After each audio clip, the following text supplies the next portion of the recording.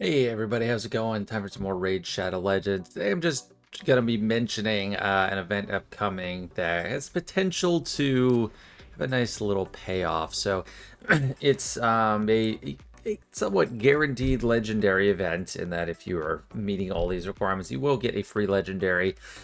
And we'll talk about all that in a second, but we'll be playing for Grachos Turndrake. So let's just take a quick look at what he has to offer.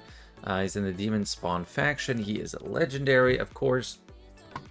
And actually, let me take a look at the rating on Hell Hades before we jump into his kit. I'll look at his kit in game. On Hell Hades, he has a 4.5 overall, so that is quite strong. You know, it's not 5 out of 5, but it's definitely worth giving it a shot if you can meet the conditions. Faction Wars, godlike damage, decreased defense, protection, support, legendary. Lots of 4 and 5 and 4.5 stars all across dungeons, core areas. Just looks like a really solid character, and he looks really cool. Hey there, taking a break from the video to invite you to download Raid Shadow Legends free with my link down in the description, or scan the QR code up at the top. By doing so, upon download of the game as a new player, you'll receive a free Karuto at level right at download, Ugo at level 10, Fane upon reaching level 20, and Lady Annabelle upon reaching level 30. So if you're enjoying watching my Raid Shadow Legends journey, don't miss out and download with my link or the QR code up at the top left today.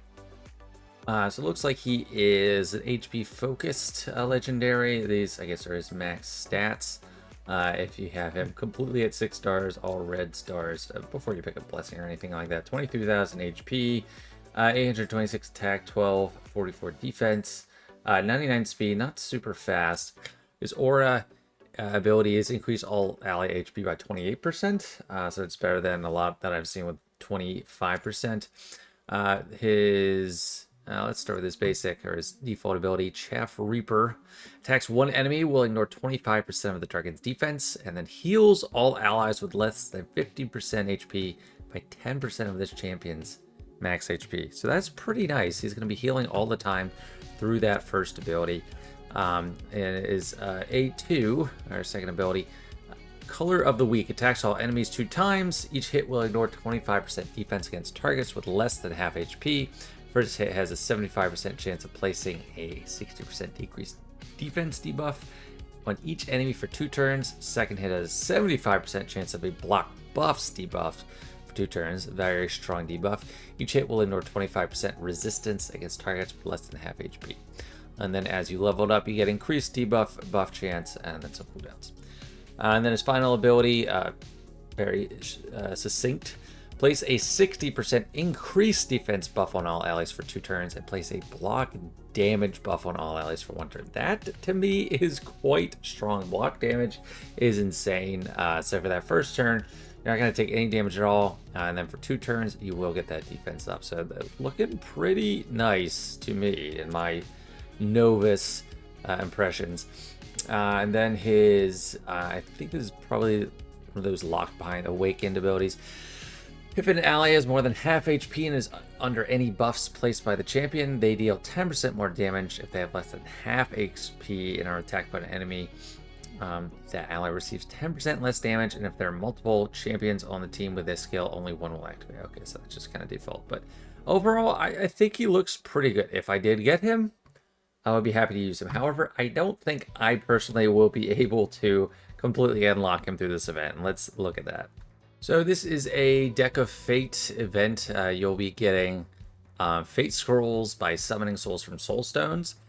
So it rewards you for having a large stockpile of those. I don't have much. And then getting artifacts and accessories. So hitting the dragon, the spider, you know, ice golem, fire knight, those are all going to contribute, but it'll take quite a lot.